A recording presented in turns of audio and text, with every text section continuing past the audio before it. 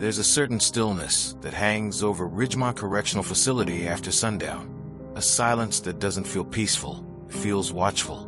The clank of steel doors echoes like distant thunder, and the hum of fluorescent lights overhead never quite fades. This is where Officer Elena Ramirez worked for nearly 8 years, and this is where her life unraveled. Ridgemont sat just outside the city limits of Dunridge, Georgia, a place where cornfields gave way to razor wire and silence replaced the sound of cicadas once you passed through the checkpoint gates. Elena, a 34-year-old correctional officer with a reputation for fairness and toughness, had always kept her distance from the men she was paid to guard, until one day she didn't. It started the same way these stories often do, small moments. It was March 11th, the day her shift changed from general population to Unit C, long-term segregation. That's where the high-risk, long-sentence inmates were housed, most of them locked down 23 hours a day. Among them was inmate Marcus Holloway. Before we begin, like this video and comment where you are watching from. Your support helps us bring more intriguing stories. Now let's begin. Marcus had been at Ridgemont for nearly 6 years, serving life for a double homicide. But what made him stand out wasn't his record. It was the way he carried himself. Calm, charismatic, dangerous, but disarming. He was 38, sharp-jawed with deep eyes that made people uncomfortable when he held eye contact too long. On her second day working the unit, Elena passed by his cell during evening rounds. He was seated on the floor, legs crossed, reading a worn book, The Souls of Black Folk by W.B. Du Bois. When she paused to check the log clipboard, he looked up. "You read, Ramirez?" "I read reports," she replied without looking at him. "Then you're reading the wrong things." She didn't respond. But later that night, while walking the tier again, she found herself slowing near his cell. Weeks passed. Their interactions multiplied, short exchanges, quips through the cell bars, shared jokes and code. Marcus had a gift, not just for charm, but for perception. He could spot a crack in someone's armor and chip away at it gently, like tapping glass until it spiderwebs. Elena wasn't weak, but she was human. And lately, she was lonely. She lived alone. Her marriage had ended 4 years ago after a miscarriage that neither she nor her husband recovered from. She never talked about it. Not to her friends, not to her therapist. But somehow Marcus sensed it, not the details, but the void. One night, he said something strange. "You carry grief like it's stitched into your uniform. But grief can't protect you, Ramirez. It just wears you down." She didn't ask how he knew. She just walked away. Everyone at Ridgemont knew the rules. No personal relationships with inmates. No special treatment. No crossing lines. Not even to lend a book without logging it. And definitely no physical contact. Those weren't just rules. They were survival. But Elena found herself bending them slowly. First, it was extra time outside the cell. 5 minutes here, 10 minutes there. Then, it was unauthorized access to library books. A paperback passed under a cell door. A scribbled quote tucked into a folded napkin. Nothing overt. Nothing dangerous. Yet, but the real shift happened in the hallway near the control room, where cameras had a blind spot. It was 2:13 a.m. on a Thursday. Elena was returning from the infirmary escort when she saw Marcus being moved to temporary holding. A plumbing issue in his cell. He was cuffed, 2 guards at his side. As they passed, he turned slightly and whispered something. She never admitted what he said that night. Not to internal affairs, not to her attorney, not even later in court. But whatever it was, it lit the match. Prisons have ears. And not just through cameras or guards, through whispers, through routine. Inmates notice when an officer lingers too long, when certain doors open too easily, when privileges come without paperwork. And it wasn't just the inmates noticing. Officer Brent Delaney, a 27-year-old with a chip on his shoulder and a reputation for ratting out his co-workers, had begun to take interest in Elena's pattern. "She's walking tier C too much," he told the warden one morning. "She's spending more time near Holloway than anyone else. And that cell, it's been quiet. Too quiet." Warden Thomas Grayson, a by-the-book former Marine, waved it off at first. Elena had a clean record. No complaints, no warnings, but a seed had been planted. April 7th was a routine Tuesday until Delaney found something. He'd been doing routine searches of Tier C cells when he came across something odd in Marcus Holloway's vent shaft. A torn page from a security log, folded carefully with inked writing on it. The note was addressed to Yar. It read, "Sometimes I think the walls would fall if you stopped holding them up. When I see you, I remember I'm more than a number. You make the days bearable. M." Delaney turned it over to the warden, who turned it over to internal affairs. The storm was coming. Elena was pulled from her post the following day, asked to come to the administrative wing under the guise of a policy review. When she walked in and saw the warden sitting next to a woman in a gray suit, IA investigator Cassandra Hill, she knew it wasn't policy they wanted to discuss. "Officer Ramirez, do you recognize this?" Hill asked, sliding the note forward. Elena barely glanced at it. She didn't need to. She'd memorized every word the night Marcus had passed it to her. "No," she said flatly, but the damage was done. She was placed on administrative leave, pending investigation. Marcus was moved back to his original cell that evening, still unaware of what had been found, but he noticed the silence.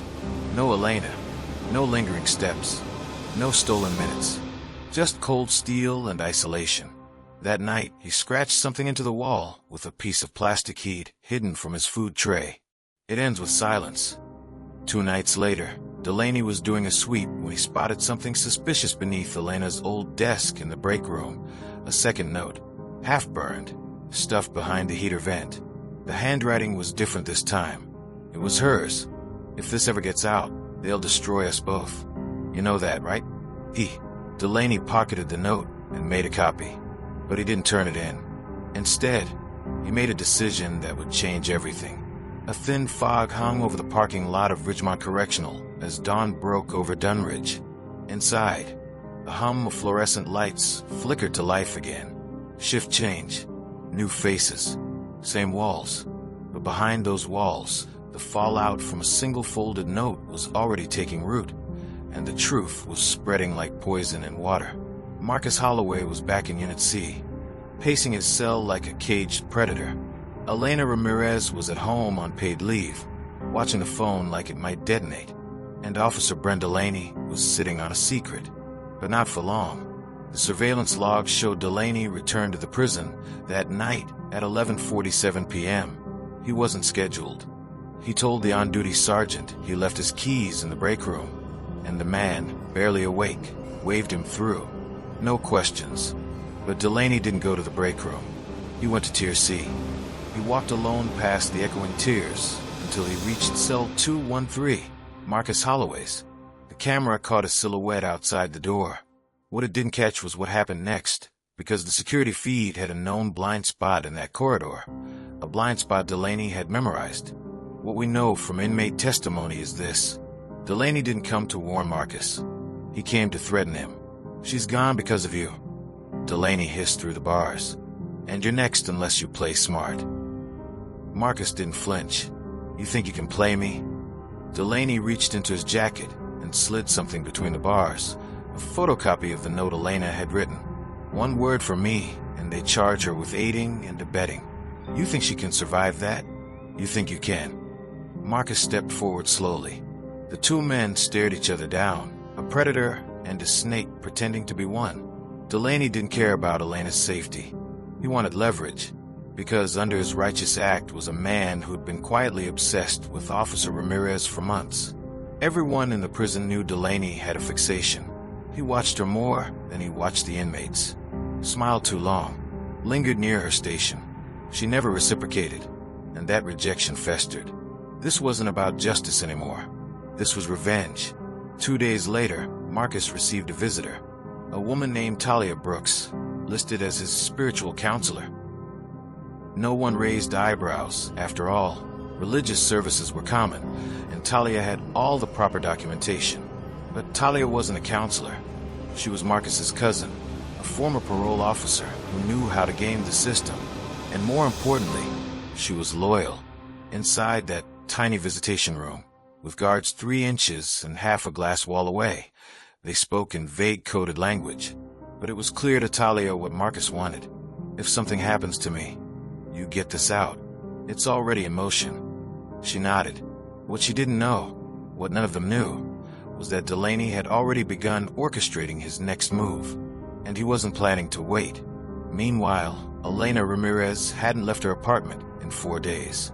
The blinds were closed.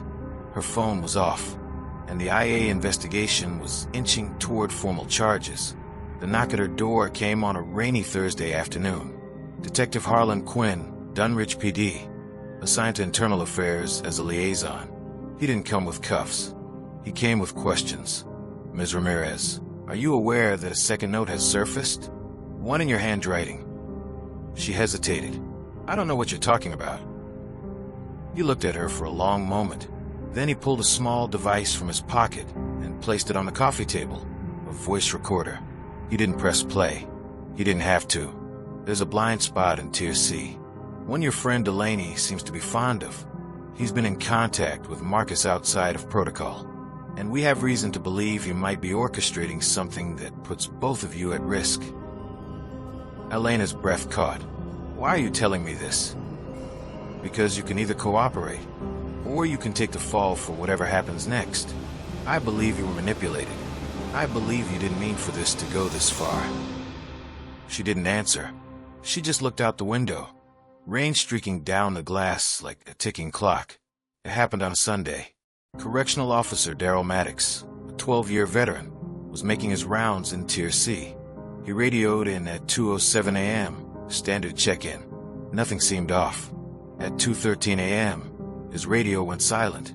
It wasn't until 2:24 a.m. that a backup officer found him, slumped against the wall outside cell 213. His service baton was missing. His head had been bashed in. The camera in the hallway had been disabled, manually unplugged. The only footage they had was of Maddox entering Tier C. After that, black. And Marcus Holloway, still in his cell, calm, shirtless, hands resting on the concrete bench. No weapon, no signs of struggle. Blood smeared across the floor, but none of it on him. The prison went into immediate lockdown. Riot alarms blared. Emergency teams flooded the cell blocks. Inmates were strip searched. Officers were interrogated, but no murder weapon was ever found, and Marcus never spoke a word. He simply smiled as they dragged him from the cell. Elena saw the news that morning. The headlines hit every station. Correctional officer beaten to death at Ridgemont. Inmate under investigation. Violent turn in ongoing prison scandal. She threw up in the kitchen sink. An hour later, her lawyer called. They want to talk again, but this time not about notes, about conspiracy. 2 days later, a letter arrived at Elena's door. No return address, just her name, handwritten in ink she recognized immediately. Inside, a single page, folded with military precision. The paper smelled faintly of antiseptic, prison mail. It read, "You don't owe him silence anymore. If he made his move, I'll make mine. Burn this. M." There was no signature, but she didn't need one. She didn't burn it. She called Talia Brooks. At 3:13 a.m. that night, Talia pulled off a dark road outside Dunridge and parked behind a deserted warehouse. She unlocked the trunk. Inside was a sealed envelope, a USB drive, and a photograph. She stared at the picture for a long time. Her cousin Marcus, shirtless, bruised, leaning against a prison wall, and behind him, barely visible through the bars, a hand reaching in, wearing a correctional officer's uniform, holding a weapon. The hand was tattooed, and the tattoo matched Brent Delaney. It had been 5 days since the murder of Officer Daryl Maddox, and the corridors of Ridgemont Correctional still smelled of bleach and fear. The administration issued tight-lipped press statements. The warden refused all interviews, but inside the prison, the whispers never stopped. Every inmate knew something more had happened in Tier C that night, something that didn't line up with the official version, something blood couldn't cover up. And in a quiet apartment 3 miles away, Elena Ramirez was about to decide whether she would protect the man she once loved, or help expose the one who turned her life into a weapon. The image haunted Talia Brooks. She had studied every detail, from the cracked cement wall behind Marcus Holloway to the faint, almost ghostly reflection of a correctional officer's uniform outside his cell. But what couldn't be denied was the tattoo. A tribal band, dark ink stretching from the wrist to the elbow, identical to the one Brent Delaney had shown off for years. It was on that photograph that Talia pinned the note. This isn't just abuse of power. This is premeditated. She didn't go to the police. She went to Elena. They met in a cheap diner on the edge of Dunridge, where the jukebox was broken and the booze still smelled like cigarette smoke from the 90s. Elena sat with a hood over her head, nervous fingers wrapped around a mug of untouched coffee. Talia slid into the booth across from her and wasted no time. If you want him protected, you need to act now.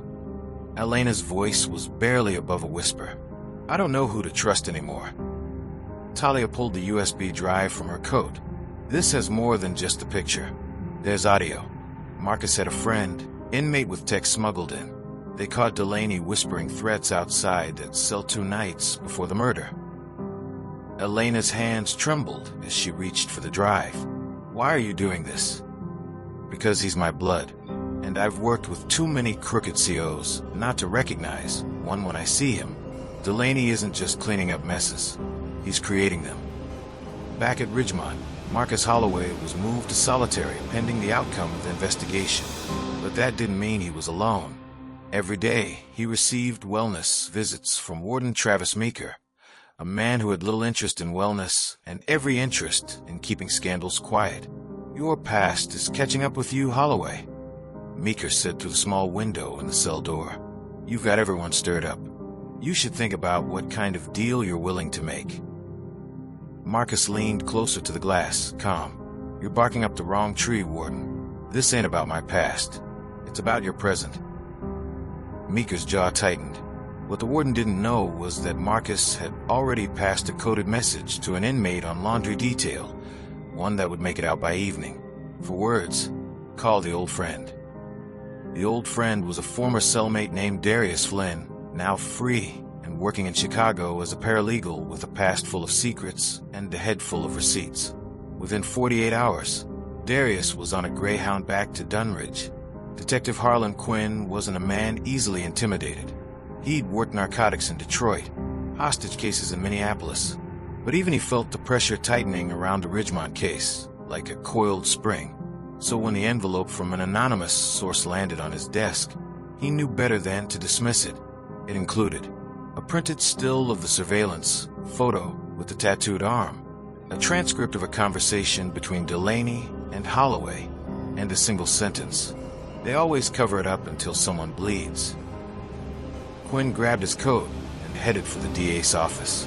Elena Ramirez stood outside the Dunridge County Courthouse in a borrowed blazer and worn shoes. She had barely spoken to her family since the investigation started.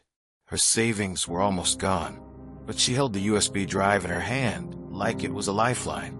Inside, she met with Assistant DA Claire Blevins, a sharp, meticulous woman who had already seen too many cases derailed by dirty corrections staff. You testify, Claire said, and we can open a formal inquiry into Delaney. But you need to be prepared. He'll know it was you. He'll come after you. Elena nodded. He's already taken everything else. By the end of the meeting, she'd signed the cooperation agreement. They sealed the evidence chain. The wheels of justice, slow and rusted, began to turn. At exactly 2:06 a.m. 2 nights later, Brent Delaney was pulled into a side office during his shift. Detective Quinn was waiting, arms folded, with a recording on loop.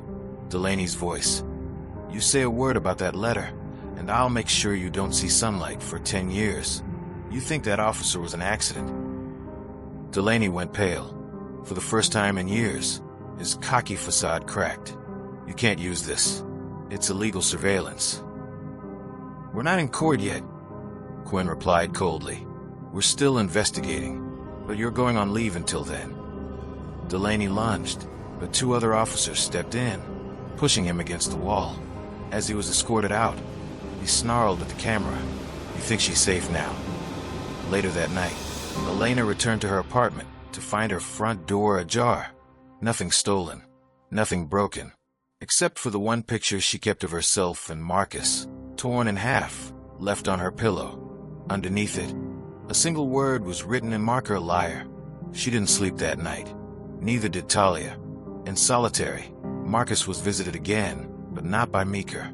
This time, it was Agent Lisa Rowe from the State Corrections Oversight Board. She brought news. The DA's office is investigating Delaney, but it goes deeper. Warden Meeker's been burying complaints for years. You help us, we help you. Marcus narrowed his eyes. You want me to be a snitch? I want you to be free. Ain't no freedom in here, lady. Maybe not, she replied, but you've got cousin out there. A woman who stuck her neck out for you. If you won't do it for yourself, do it for her. He didn't answer, but for the first time in years, Marcus Holloway thought about what life outside might look like. The story could have ended with an investigation, a quiet resignation, and some sealed records, but it didn't. 3 days after Delaney's suspension, the body of Officer Neil Carter, one of Delaney's close friends at the prison, was found in his garage. Single gunshot, no forced entry, no witnesses. A handwritten note was left near the scene. Loose lips sink ships. Suddenly, this wasn't just about cover-ups. This was a war inside the system. And Marcus, he wasn't a soldier anymore. He was a survivor. At 9:14 a.m., Elena Ramirez opened her mailbox and found a plain manila envelope with no return address. Inside was a single sheet of paper, an image from an old staff photo at Ridgemont Correctional. Every guard, including Delaney, Meeker, Carter, and someone else. A face she hadn't noticed before. A counselor. A man who had been in the background the whole time. Someone still on the inside. And written on the back of the photo in blue ink, he was the one watching you both. You never saw him coming. The photo sat on Elena Ramirez's kitchen table for hours. She stared at the glossy print, eyes moving between each face. All those who had worn a badge inside Ridgemont Correctional. Most she recognized. Brent Delaney, Warden Meeker, Officer Neil Carter. But her eyes kept returning to the far right. A man half-cropped, standing slightly behind the others, dressed in plain clothes. He wasn't a CO. He was a counselor. His name, Dennis Langford. Elena whispered it aloud like a name from a nightmare she couldn't place, but somehow knew. She'd seen him in the visitor's lobby, once or twice near the infirmary. Quiet, forgettable, but now her instinct screamed. He had always been watching. Detective Harlan Quinn was already knee-deep in chaos.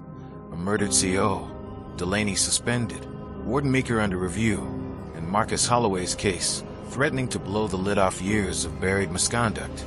But when Elena walked into the precinct holding the photograph, Quinn paused everything. Langford, he repeated. I didn't even know he still worked there. That's how Langford operated. Quiet, professional, invisible. He wasn't a man of violence. He was a man of leverage. Records, confidential therapy notes, internal staff interviews. He had access to everything. And now, someone had exposed him. In solitary, Marcus Holloway closed his eyes and tried to forget Ridgemont, the violence, the regret, the years of silence. But when Elena's message reached him, the counselor, Langford, do you remember him? A memory broke loose. One late night, 3 years ago, Langford, sitting across from him during mandatory counseling, eyes like stone. You want to survive in here? Langford had said, then you'll need to shut your mouth about what you saw on the tier.